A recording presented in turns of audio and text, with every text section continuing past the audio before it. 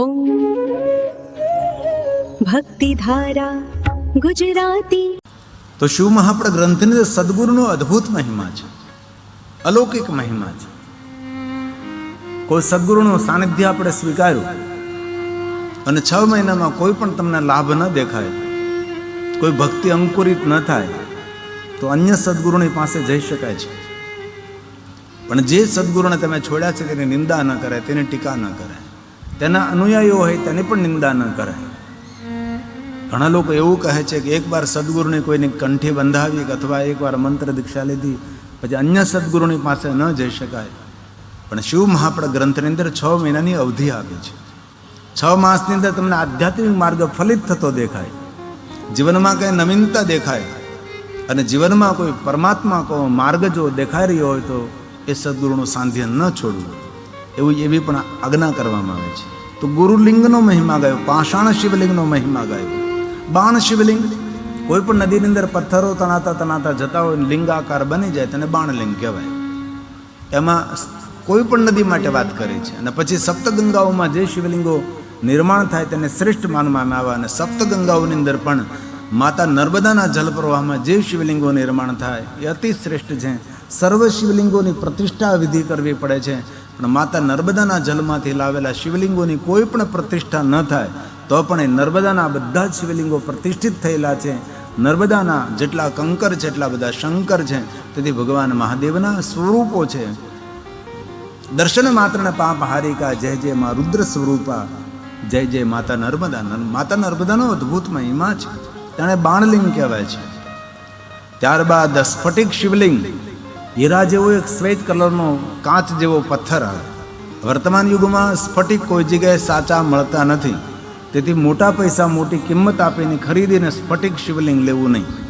કોઈ ખાતરીબંધ તમને પાક્કી ખબર હોય તો જ લઈ શકાય છે. ભગવાન વિષ્ણુજીએ લક્ષ્મીજીને સ્ફટિક શિવલિંગ આપ્યું હતું. તેથી ભગવાન વિષ્ણુજીએ લક્ષ્મીજીને શિવ ભક્તિનું માર્ગદર્શન આપ્યું. તેથી લક્ષ્મીજી મહાદેવના પરમ ભક્ત છે અને લક્ષ્મીજીએ સ્ફટિક શિવલિંગનું પૂજન કરે છે. અને મહાદેવની ભક્તિના ફલસ્વરૂપે લક્ષ્મીજીને મહાદેવે ખૂબ ખૂબ વરદાન આપ્યા છે. તો સ્ફટિક શિવલિંગનો મહિમા ગાયો છે. સુગંધી શિવલિંગ, ચંદન ઘસીને અષ્ટગંધ મેળવી તેમાંથી સુંદર એક શિવલિંગ નિર્માણ કરવામાં આવે તેને સુગંધી શિવલિંગ કહેવાય છે.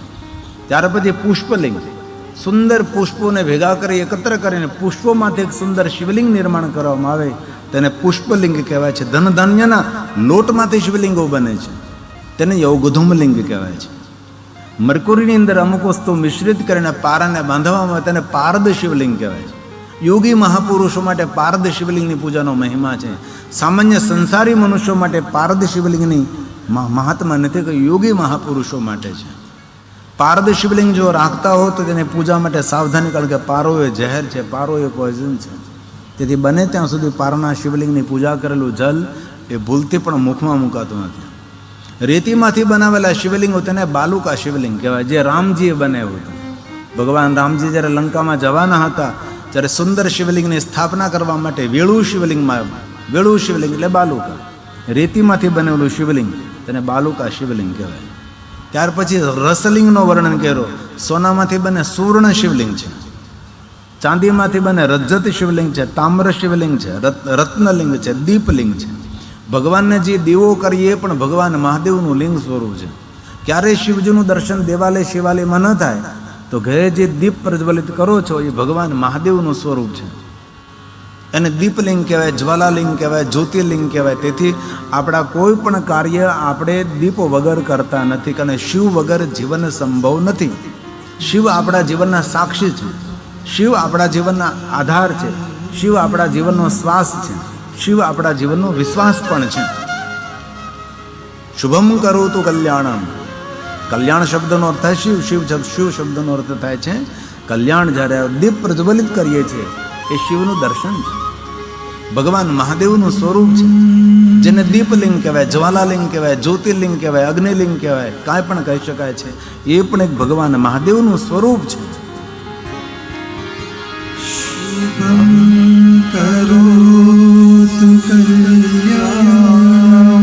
સૌનું કલ્યાણ કરનાર દીપ છે. તો શિવ શબ્દનો અર્થ પણ કલ્યાણ થાય છે, દીપલિંગ કહેવાય છે.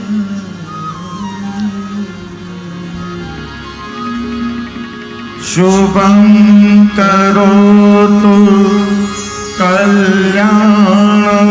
જ્યારે આપણે દીપ પ્રજ્વલિત કરીએ ત્યારે અવશ્ય બોલીએ છીએ આપણે. શા માટે દીપ પ્રજ્વલિત? તો કે સૌનું કલ્યાણ કરનાર દીપ છે, પ્રકાશ આપનાર દીપ છે, અંજવાળું આપનારા દીપ છે, પુણ્ય આપનારો દીપ છે. દીપ દર્શન. ઘણા માણસો દીપ દર્શન વગર, દેવાના દર્શન વગર મુખમાં અન્ન ન રાખે, દીપ દર્શન વગર મુખમાં જળ ન મૂકે.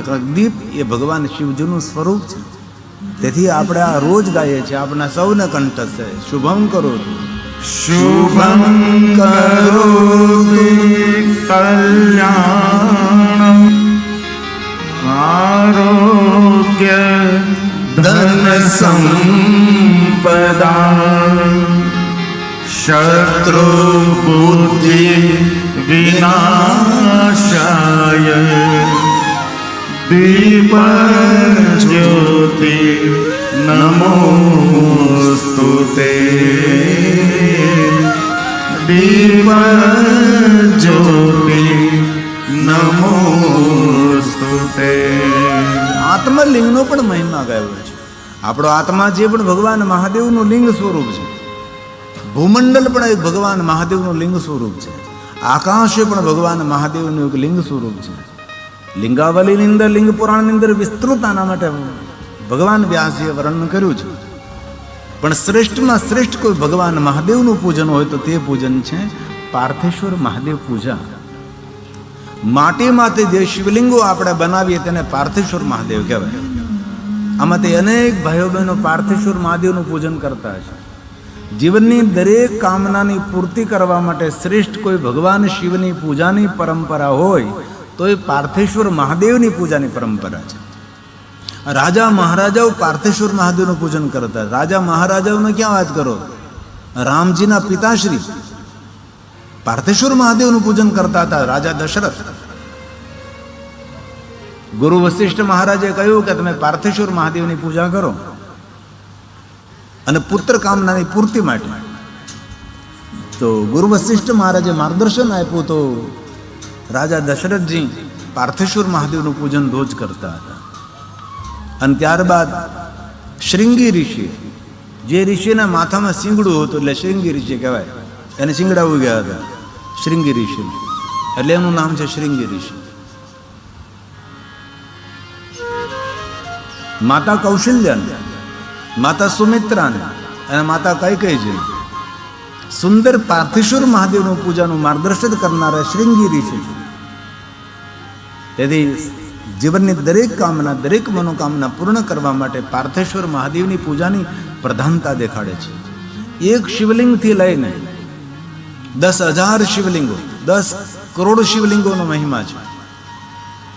કેટલા શિવલિંગોનું પૂજન કરવાથી કેવી કેવી કામનાની પૂર્તિ થાય, બધું જ શિવપુરાણ ગ્રંથની અંદર પાર્થેશ્વર મહાદેવ શિવ પૂજામાં કહ્યું છે. ક્યારેક અવસર મળે તો પાર્થેશ્વર મહાદેવની પૂજા કરે. તુલસીની પાસે બેસીને પાર્થેશ્વર મહાદેવની પૂજા કરી શકાય. બિલવૃક્ષની નીચે બેસીને પાર્થેશ્વર મહાદેવની પૂજા કરી શકાય છે.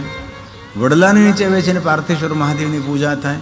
પીપલ વૃક્ષની નીચે બેસીને પાર્થેશ્વર મહાદેવની પૂજા થાય. જલાશયનો કિનારો હોય ત્યાં બેસીને પાર્થેશ્વર મહાદેવની પૂજા થાય. સમુદ્ર કિનારે બેસીને પાર્થેશ્વર મહાદેવની પૂજા થઈ શકે છે. ઘરની અંદર પણ પ્રેમપૂર્વક પાર્થેશ્વર મહાદેવની પૂજા આપ કરી શકો છો. પવિત્ર જગ્યાએથી માટી લાવી, કચરા કાકરાઓ સાફ કરી, શુદ્ધ જલ મિશ્રિત કરી સુંદર એક શિવલિંગ બનાવી, નીચે સુંદર પીઠ બનાવી, તેને પાર્થેશ્વર મહાદેવ કહેવાય છે. અને નાનકડા નાનકડા શિવલિંગો બનાવી આજુબાજુ જે મૂકવામાં આવે તેને મણિલિંગ તરીકે ઓળખાય છે. તેથી એક શિવલિંગ અને એક પીઠ બનાવી, બાકીના બધા નાનકડા નાનકડા શિવલિંગો બનાવી આજુબાજુ રાખવામાં આવે. 108 શિવલિંગો, સહસ્ત્ર શિવલિંગ, 1000 શિવલિંગ. આવી રીતે ક્યારે અવસર મળે તો પાર્થેશ્વર મહાદેવની પૂજા કરવી. આપણા ઘરને આંગણે જેવી રીતે ભગવાન સત્યનારાયણની કથા કરીએ છીએ એવી રીતે પાર્થેશ્વર મહાદેવ પૂજા ઉત્સવ કરી શકાય. પાર્થેશ્વર યંત્ર પૂજા પણ થઈ શકે છે. પાર્થેશ્વર મહાદેવના શિવલિંગોના અલગ અલગ યંત્રો બનાવવામાં આવે અને મંત્રો સાથે વિધિવત તેની પૂજા કરવામાં આવે તો પાર્થેશ્વર મહાદેવની પૂજાથી મનુષ્યની કામના, મનોકામના પૂર્ણ થાય છે. આવું વિસ્તારથી શિવ મહાપડ ગ્રંથમાં કહ્યું છે. તો ક્યારે આપણા આંગણે દીકરા દીકરીનો કોઈ પ્રસંગ હોય, વિવાહ પ્રસંગ, તો એ પહેલાં પાર્થેશ્વર મહાદેવની પૂજા કરવી. ઓછામાં ઓછા 11 બ્રાહ્મણોને બોલાવે, અને એ સમર્થ ન હો તો 9 બ્રાહ્મણ, 7 બ્રાહ્મણ, 5 બ્રાહ્મણ, 3 બ્રાહ્મણ, 2 બ્રાહ્મણોને બોલાવાય. એક વિદ્વાન બ્રાહ્મણ, એક સહાયક હોય. આપણે જરૂર પાર્થેશ્વર મહાદેવનું પૂજન આપણે પોતે સ્વતંત્ર રીતે આપણે કરી શકીએ છીએ, પણ વિધિવત કરવું હોય તો પાઠશાળામાં જે ભણેલા જે બ્રાહ્મણો હોય છે તેમની પાસે પાર્થેશ્વર મહાદેવની પૂજા કરવાનો એક મહાન મહિમા જ પણ છે. કારણ કે એની પાસે વિધિ હોય, એ કર્મકાંડ પૂજા પાઠનું બધું ભણેલા છે, તો તેને ક્રમ તેને ખબર હોય, પૂજા વિધિ તેને ખબર હોય, મંત્રોની ખબર હોય, સમયની ખબર હોય. આપણી તે જરૂર આપણે પંચાક્ષર બોલીને પાર્થેશ્વર મહાદેવની પૂજા કરી શકીએ છીએ, કરવી જ જોઈએ. ભલે રોજ ન કરી શકીએ પણ સોમવારે કરે. સોમવારે ન કરી શકીએ તો મહિનામાં એકવાર ત્રયોદશીના દિવસે કરીએ. એ ન કરી શકીએ એકવાર મહાશિવરાત્રિના દિવસે પાર્થેશ્વર મહાદેવનું પૂજન કરીએ. જીવનની દરેક કામના, દરેક મનોકામના પૂર્ણ કરનાર પાર્થેશ્વર મહાદેવ છે. શિવ મહાપડ ગ્રંથમાં પાર્થેશ્વર મહાત્માની ખૂબ મોટી વિસ્તૃત કથા છે. અમે 2 વર્ષ પહેલાં જ્યારે સોમનાથ મહાદેવમાં કથા કરી હતી, ત્યારે 9 દિવસ પાર્થેશ્વર મહાદેવ ઉપર કથા કરી હતી. બીજી કોઈ વાત જ નહીં, પાર્થેશ્વર મહાદેવ પૂજા. જોકે સોમનાથ મહાદેવનું શિવલિંગ એ પાર્થેશ્વર મહાદેવમાંથી ઉદ્ભવેલું શિવલિંગ છે. તેનું ઉદ્ગમ સ્થાન પાર્થેશ્વર મહાદેવ છે. દક્ષ મહારાજે અત્રિ પુત્ર માણસા અંશુના પુત્ર ચંદ્રને શ્રાપ આપ્યો હતો. તેથી ચંદ્ર મહારાજને ક્ષય રોગ થયો. બ્રહ્માજીએ ચંદ્ર મહારાજને માર્ગદર્શન કર્યું કે ચંદ્ર, તમારે ક્ષય રોગમાંથી મુક્ત થવું હોય તો તમે પ્રભાસ તીર્થમાં જાઓ, ત્યાં જઈને પાર્થેશ્વર મહાદેવની પૂજા કરો અને મૃત્યુંજય મંત્રનો જાપ કરો. 6 મહિનામાં 10 કરોડ મૃત્યુંજય મંત્રનો જાપ કરશો તો તમને ક્ષય રોગમાંથી મુક્તિ મળશે. આ બ્રહ્માજીની વાતનું અનુસરણ કરતા અત્રિ પુત્ર ચંદ્ર પ્રભાસ તીર્થમાં આવે છે અને પાર્થેશ્વર મહાદેવની પૂજા કરે છે, અને ચંદ્ર મહારાજ દક્ષ મહારાજના શ્રાપમાંથી મુક્ત બને છે. તેથી કોઈનો શ્રાપ લાગ્યો તો પણ પાર્થેશ્વર મહાદેવની પૂજા કરવાથી શ્રાપ મિથ્યા બને છે. આપ મૃત્યુ હરમ કાલ મૃત્યુ હરમ, અકાલ તેનું મૃત્યુ ન થાય, અકાલે તેનું મૃત્યુ નથી. ક્યારેક અવસર મળે તો પાર્થેશ્વર મહાદેવની પૂજા કરવી. તેનો ખૂબ મહિમા શિવ મહાપડ ગ્રંથની અંદર છે. ભગવાન રામજીએ પણ પાર્થેશ્વર મહાદેવનું પૂજન કર્યું હતું. ભગવાન કૃષ્ણજીએ પણ પાર્થેશ્વર મહાદેવની પૂજા કરી હતી. રાજા મહારાજાઓ પાર્થેશ્વર મહાદેવની પૂજા કરી. લક્ષ્મીજીએ પણ પાર્થેશ્વર મહાદેવની પૂજા કરી હતી. તેથી શિવ મહાપડ ગ્રંથમાં વચન આપ્યું છે કે જે કોઈ પાર્થેશ્વર મહાદેવની પૂજા કરશે તેનું અકાલે મૃત્યુ ન થાય. અપમૃત્યુ હરમ, अपमृत्यु हरं काल मृत्यो श्रापे विना शनं सद्य पुत्रादि धन धान्य प्रदं द्विजा धन धान्य પ્રદમ દ્વિજા. ધન ધાન્ય બધી જ વસ્તુની કામના. કારણ કે ભગવાન શંકર જે એક એવા દેવ છે કે જીવનની દરેક કામના, દરેક મનોકામના પૂર્ણ કરનારા મહાદેવ છે. ધન નિર્ધન કો દેત સદાહી, જો કોઈ જાસે હો ફલ પાહી, સ્તુતિ કહી વિધિ કરે તુમારી, હરહુ નાથ બચ્ચું કામા. શંકર હો સંકટ के नाशन, विघ्न विनाशन, मंगल कारण, योगी इति मुनि ध्यान लगावे, नारद सारद शिष्य नमावे, नमो नमो जय नमः शिवाय, सूर ब्रह्मादिक पार न पार. એવી ભગવાન મહાદેવનો અદ્ભુત મહિમા છે. પુત્ર હિન કર ઈચ્છા કોઈ નિશ્ચય શિવ પ્રસાદ તે હોય. કોઈ દંપતીને પુત્ર કે પુત્રી ન હોય તો મહાદેવનું આરાધન કરે. શિવનું આરાધન કરવા માત્રથી ભગવાન શિવજી પુત્ર કામના તેને પૂર્ણ કરે છે. ગુરુ વશિષ્ઠ મહારાજે દશરથજીને કહ્યું, દશરથજી, તમારી પુત્ર કામના પૂર્ણ કરવા માટે આપ પાર્થેશ્વર મહાદેવની પૂજા કરો. અને સ્વયં ભગવાન વિષ્ણુ નારાયણ સ્વરૂપ 4 પુત્રો પ્રાપ્ત થયા હતા પાર્થેશ્વર મહાદેવની પૂજાના ફલ સ્વરૂપે.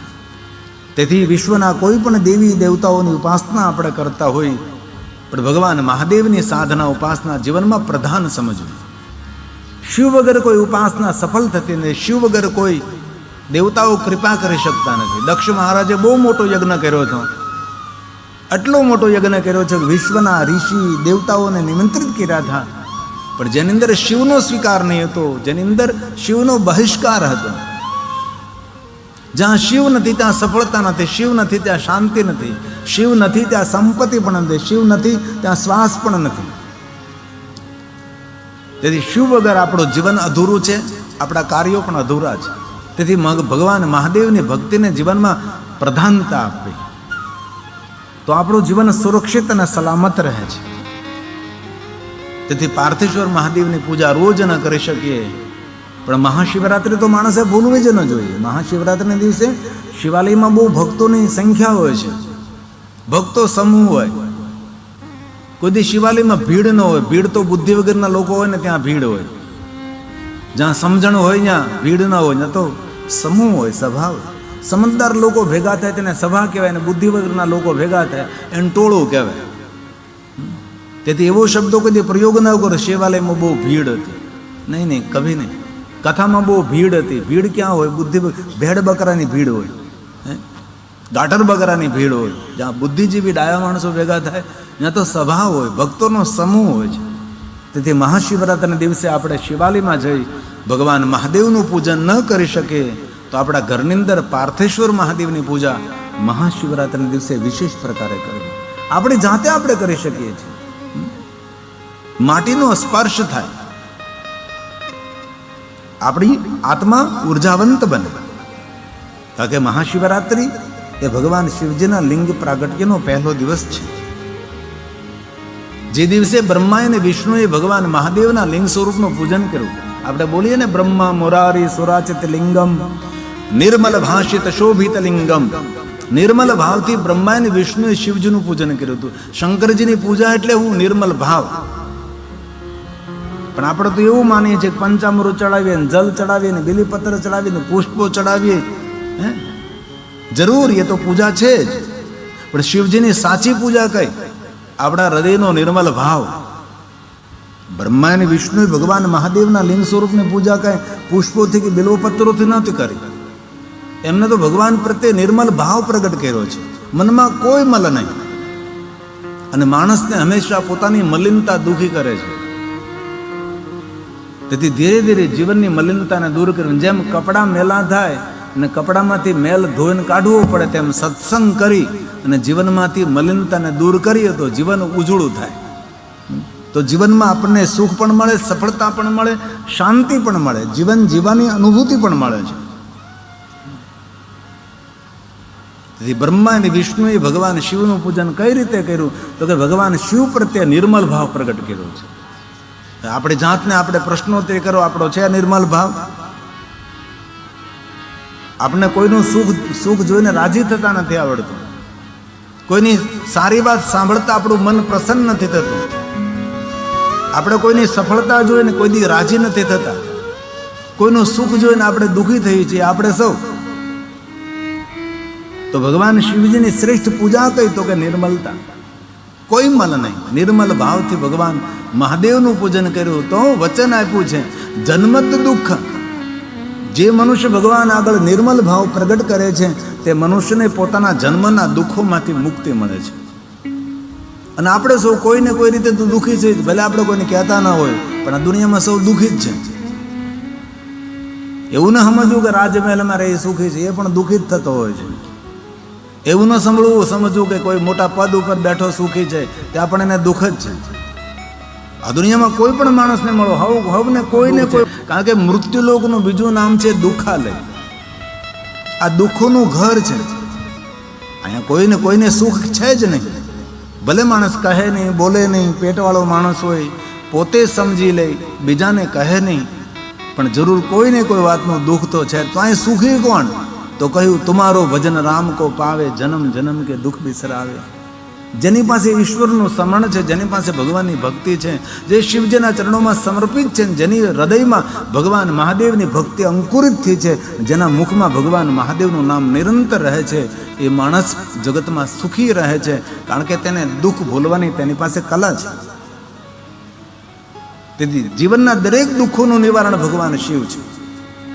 દુઃખભંજન મહાદેવ છે, કષ્ટભંજન મહાદેવ છે, ભીડભંજન મહાદેવ છે. આ બધા શંકર ભગવાનના નામો છે. તેથી હૃદયની આપને સૌને પ્રાર્થના છે, ક્યારે અણગમો થતો હોય, ગમતું ન હોય, ગોઠતું ન હોય, હોરુતો ન હોય, ચેન ન પડતું હોય, બેચેની લાગતી હોય, ત્યારે શિવાલય જઈને થોડી વાર મૌનથી બેસી જવું. ભલે શિવાલય જેમાં મંત્ર ન બોલો, સ્તોત્ર ન બોલો, સ્તુતિ ન કરો, કોઈ ભજન ગાવ નહીં, બસ શિવાલય જઈને શાંતિથી બેસવું એ શિવની શ્રેષ્ઠ ઉપાસના છે. ક્યારેય કાંઈ નથી આપડતી, જલ નથી, ચંદન નથી, પુષ્પ નથી, કોઈ વસ્તુ નથી, પણ શિવાલય જઈ મૌનથી બેસવું એ પણ મહાદેવની શ્રેષ્ઠ ઉપાસના છે. કોઈ એમ કહે કે શિવાલય જવાથી પાપમાંથી મુક્તિ મળે, ખોટી વાત છે. શિવાલય જવાથી પુણ્ય મળે છે. પાપમાંથી મુક્તિ તો ત્યારે મળે છે જ્યારે તમે શિવાલય જવાનો સંકલ્પ કરો છો. જ્યારે માણસ શિવાલય જવાનો સંકલ્પ કરે ત્યારે માણસ પાપમાંથી મુક્ત બને છે, અને જ્યારે શિવાલય પહોંચી જાય ત્યારે તેના પુણ્યનો ઉદય થાય છે. અને શિવાલય ગયા પછી જે પુણ્ય મળે છે એ પુણ્યનો ક્ષય નથી થતો, એ પુણ્યનો નાશ નથી થતો. તેથી ક્યારેય સમય મળે તો જરૂર શિવાલય જવું જોઈએ. ભલે રોજ જઈ શકો તો તમારું ઓહો ભાગ્ય, મહાભાગ્ય છે, ભાગ્યનું વર્ણન ન કરી શકાય. પણ રોજ ન જઈ શકો તો કમસે કમ સોમવારે તો શિવાલય જવું જોઈએ. સોમવારે શ્વેત વસ્ત્રો પહેરવા જોઈએ. સોમવારે શ્વેત ચંદન મહાદેવને ચડાવવું જોઈએ. સોમવારે શ્વેત ભસ્મ મહાદેવને ચડાવવી જોઈએ. સોમવારે શ્વેત પુષ્પો મહાદેવને ચડાવવા જોઈએ. સોમવારે શ્વેત નૈવેદ્ય ભગવાનને અર્પણ કરવું જોઈએ. સોમવારના દિવસે શ્વેત વસ્ત્ર પહેરવાનો ખૂબ મહિમા છે. માતા સરસ્વતી મહાદેવના પરમ ભક્ત છે, તેથી માતા સરસ્વતી શ્વેત વસ્ત્રને ધારણ કરે છે. જેથી શિવ પૂજામાં સફેદ વસ્ત્રનો મહિમા છે. મને ઘણા લોકો કહે કે તમારે ભગવું પહેરવું જોઈએ ને કેસરી પહેરવા જોઈએ ને, પણ મેં કીધું મહાદેવની ઉપાસનામાં શ્વેત વસ્ત્રોની પ્રધાનતા છે. એને કોણ સમજાવવા જાય? દક્ષ મહારાજના પુત્રી સતી જ્યારે ભગવાન શિવનું આરાધન કરવા ગયા છે, જ્યારે સતીએ શ્વેત વસ્ત્રો પહેર્યા હતા. આવું શિવપુરાણ ગ્રંથમાં વર્ણન છે. તેથી મહાદેવના ભક્તો માટે શ્વેત વસ્ત્રો એ પ્રધાન માનવા. તેથી શિવ ઉપાસનામાં શ્વેત વસ્ત્રો સહાયક છે. ભલે રોજ આપણે સફેદ વસ્ત્ર ન પહેરી શકીએ, પણ સોમવારના દિવસે શ્વેત વસ્ત્ર પહેરવાથી શાંતિની અનુભૂતિ થાય છે. જ્યારે જ્યારે સમય મળે ત્યારે શિવાલય જવું. પહેલાં ભગવાનના પગથિયાને પગે લાગવું, પછી ભગવાનના ગણોને પ્રણામ કરવા, પછી નંદી મહારાજને પ્રણામ કરવા, પછી કુર્મ કાચબાને પ્રણામ કરવું. નંદી મહારાજ એ ધર્મનું પ્રતીક છે, કુર્મ એ સંયમનું પ્રતીક છે. ગુણો ધારણ કરવા એટલે ગણેશજીને પ્રણામ કરવું, બ્રહ્મચર્યનું પાલન કરવું એટલે હનુમાનજીને પ્રણામ કરવાનું છે. ને શક્તિ ધારણ કરી આધ્યાત્મિક શક્તિ એટલે માતા ભવાનીને પ્રણામ કરી ને પછી નિજ મંદિર ભગવાન મહાદેવના ગર્ભગૃહમાં શિવનું દર્શન કરવું. અને શિવનું દર્શન કરતાં નક્કી કરવું કે કાળ મારા ગળામાં પડ્યો છે. તે શિવલિંગ ઉપર નાગ દેવતા બિરાજે છે, જે કાળના સંકેત સ્વરૂપ છે, મૃત્યુના સંકેત સ્વરૂપો છે. સર્પનું દર્શન વિચારોને શાંત કરે છે. સર્પનું દર્શન સકારાત્મક વિચારોનું સર્જન કરે છે. નકારાત્મકતા ત્યાંથી જતી રહે છે. તે સર્પ મનને એકાગ્ર કરવા માટે સહાયક છે. તેથી ધ્યાન માર્ગની અંદર સર્પની પ્રધાનતા છે. તેથી શંકર ભગવાન ગળામાં સર્પને ધારણ કરે છે, જેને નાગદેવતા વાસુકી કંઠભૂષણમ પન્નગ ભૂષણમ. ગોગા મહારાજ ભગવાન મહાદેવના સાનિધ્યમાં રહે છે. સાક્ષાત શિવ છે ગોગા મહારાજ, સાક્ષાત ભગવાન શિવનું સ્વરૂપ છે. વ્યાલ પ્રિયાય નમઃ, વ્યાલાનામ પતિએ નમઃ. ભગવાન શંકરજીને પ્રિય છે વ્યાલાય. વ્યાલનો અર્થ થાય સર્પ. ભગવાન શંકરજીને સર્પો પ્રિય છે, સર્પોના ઈશ્વર છે. નાગકુળના કોઈ ભગવાન હોય તો શંકર ભગવાન છે. વ્યાલાય જેવી રીતે શિવાલય, દેવાલય, સચિવાલય, જીનાલય, એમ વ્યાલાય. ભગવાન શિવનું નામ છે વ્યાલાય, એટલે વ્યાલોનું ઘર. વ્યાલ એટલે સર્પ. આટલા બધા સર્પો ભગવાન મહાદેવના અંગ ઉપર રહે છે કે ભગવાન શિવજીનું શરીર પણ દેખાતું નથી. આટલા સર્પો મહાદેવના અંગ ઉપર રહે છે. કારણ કે જ્યારે નાગકુળની હત્યા થતી, અસુરો જ્યારે નાગકુળને લૂંટી રહ્યા હતા, નાગકન્યાઓની હત્યા કરી રહ્યા હતા, ત્યારે પૂરું નાગકુળ છિન્ન ભિન્ન થવા લાગ્યું હતું. ત્યારે તેમાં પ્રધાન જે નાગદેવતા હતા એ બધા જ મહાદેવની પાસે ગયા છે અને મહાદેવને કહ્યું, ભગવાન મહાદેવ, અમારું નાગકુળ નષ્ટ થઈ રહ્યું છે. ભગવાન મહાદેવ જે અમારા નાગકુળની રક્ષા કરો. ત્યારે ભગવાન શિવજીએ કહ્યું હતું કે જેટલા જેટલા નાગ જીવિત રહ્યા છે એટલા બધા જ મારા અંગ ઉપર જ્યાં જ્યાં તમને સ્થાન મળે ત્યાં ત્યાં તમે સ્થાન લઈ લો. કોઈ કટિભાગની અંદર, કોઈ યજ્ઞોપવિતમાં, કોઈ કાનમાં કુંડલ, કોઈ જટામાં, કોઈ કંઠમાં, કોઈ બાહુમાં, પૂરા અંગ ઉપર એટલા બધા નાગ શિવજી ઉપર આવી ગયા. તેથી મહાદેવનું નામ વ્યાલાય પડ્યું છે. સર્પોનું ઘર, નાગ દેવતાઓનું ઘર એ શિવ છે. વ્યાલાનામ પતિએ, વ્યાલ પ્રિયાય. સર્પોને મહાદેવ ગમે છે ને મહાદેવજીને સર્પો ગમે છે. નાગ દેવતાઓને મહાદેવ ગમે છે ને મહાદેવને નાગ દેવતા ગમે છે. તેથી પૂરા નાગકુળની રક્ષા જેમને કરી છે એ ભગવાન શિવ છે. તેથી નાગકુળની અંદર નિર્ણય લેવામાં આવ્યો છે કે હે ભગવાન મહાદેવ, પૂરા નાગકુળની રક્ષા તમે કરી છે. તેથી અમારા નાગકુળના ઈષ્ટદેવ મહાદેવ તમે રહેશો. એટલે નાગકુળની અંદર ભગવાન મહાદેવની લિંગ સ્વરૂપની સ્થાપના થઈ. તેને નાગેશ્વર મહાદેવ તરીકે કહેવાય છે. દ્વારકાની બાજુમાં જે નાગેશ્વર મહાદેવ છે તે પાતાળ લોક શરૂ થાય છે અને પાતાળ લોકની અંદર નાગલોક છે. તેથી ત્યાંથી પાતાળ શરૂ થતું હતું. તેથી નાગેશ્વર મહાદેવની સ્થાપના આપણે કરી છે, જેને જ્યોતિર્લિંગ તરીકે આપણે સ્વીકારીએ છીએ.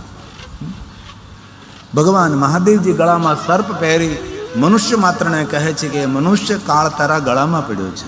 ક્યારે ક્યાં સમયે તારી પાસે આવી પહોંચે એની તને ખબર નથી. જીવનનું પરમ સત્ય, જીવનનું પરમ રહસ્ય એ છે મૃત્યુ. ક્યારે કઈ જગ્યાએ કઈ રીતે ક્યાં ઠેકાણે થવાનું દુનિયામાં કોઈને ખબર નથી.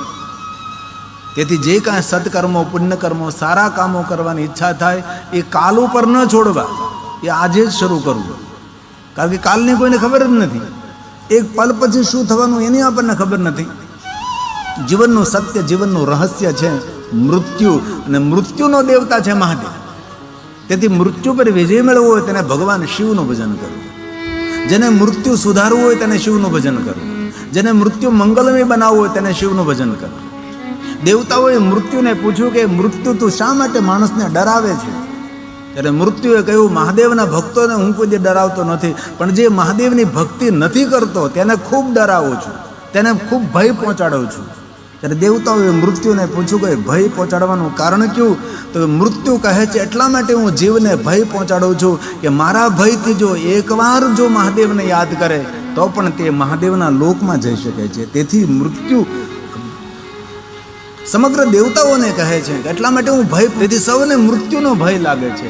મૃત્યુના ભયથી આપણે ભગવાન મૃત્યુંજયનું ભજન કરીએ છીએ. મૃત્યુ કહે છે કે હું મહાદેવના ભક્તોનું સન્માન કરું છું, અને જે જે પરિપક્વ મહાદેવના ભક્ત હોય છે એને કોઈ દી મૃત્યુનો ભય નથી લાગતો. શિવજી એક એવા દેવ છે કે દરેક ભયમાંથી મહાદેવ મુક્ત કરે છે. આવા શંકર ભગવાન છે. તેથી ભગવાન મહાદેવનું ખૂબ ભજન કરવું. તેથી આપણે શિવાલયમાં જઈએ છીએ, શિવલિંગની ઉપર સર્પ દેવતાઓનું દર્શન કરીએ છીએ. નાગકુળની અંદર ભગવાન મહાદેવે રક્ષા કરી. તેથી શિવજીના સાનિધ્યમાં રહેનારા નાગ દેવતા છે. તેથી જેટલા જેટલા નાગ દેવતાની ઉપાસના કરે છે એ બધા શિવજીના ભક્ત હોય છે. ક્યારેક મહાકાલેશ્વર મહાદેવ જવાનો અવસર મળે તો મહાકાલેશ્વરની ઉપર એક શિવલિંગ છે, ભગવાન નાગ દેવતાનું સ્થાન છે. નાગચંદ્રેશ્વર મહાદેવ છે, અને વર્ષમાં એકવાર એ શિવાલય ખોલવામાં આવે છે. અને વર્ષમાં એકવાર નાગપંચમીના દિવસે એ નાગચંદ્રેશ્વર મહાદેવની પૂજા કરવામાં આવે છે. ભૂલથી કોઈ દી નાગ દેવતાને મારવા નહીં. કોઈ જગ્યાએ ઘરમાં, વાડીમાં કોઈ જગ્યાએ નાગ નીકળે તો તેની હત્યા ન કરવી, તેનું બહુ પાપ લાગે. શિવ નારાજ થાય છે. એ નાગને પકડીને દૂર દૂર કોઈ જંગલમાં છોડી આવો, તેને મારો નહીં. જે નાગની હત્યા કરે, નાગ હત્યાનું પાપ લાગે છે. એના ઘરમાં નિર્ધનતા, દરિદ્રતા આવે છે. અને વિજ્ઞાને જાહેર કર્યું છે કે મનુષ્ય જો સુરક્ષિત રહેવું હશે તો નાગને જીવિત રાખવા પડશે. જો નાગ દેવતા ધરતી પર નહીં રહે તો મનુષ્ય જાતિ પણ સુરક્ષિત નહીં રહે. તેથી માનવનું જીવન બીજા પર નિર્ભર છે. જો વૃક્ષ નહીં રહે તો પણ માનવ જાત નહીં રહે, જલ નહીં રહે તો પણ માનવ જાત નહીં રહે. તેથી આપણો આધાર દરેક વસ્તુ પર છે. તેથી નાગ દેવતાની કોઈ દી ભૂલથી પણ હત્યા ન કરવી, નાગ દેવતાને દૂર દૂર છોડી દેવા. ભગવાન શિવ તેનાથી રૂઠે છે. તેથી વિજ્ઞાને જાહેર કર્યું છે કે નાગ એ વાતાવરણને શુદ્ધ કરે છે, વાતાવરણને પવિત્ર કરે છે. ઝેરીલી હવા પોતે ગ્રહણ કરે છે, ને શુદ્ધ હવા આ પર્યાવરણની અંદર એ પ્રદાન કરે છે. એવા નાગદેવતાઓનું આપણા જીવનમાં ખૂબ મોટું યોગદાન છે. તેથી ભગવાન શંકરજીના લિંગ ઉપર નાગદેવતા સુંદર રીતે બિરાજમાન હોય.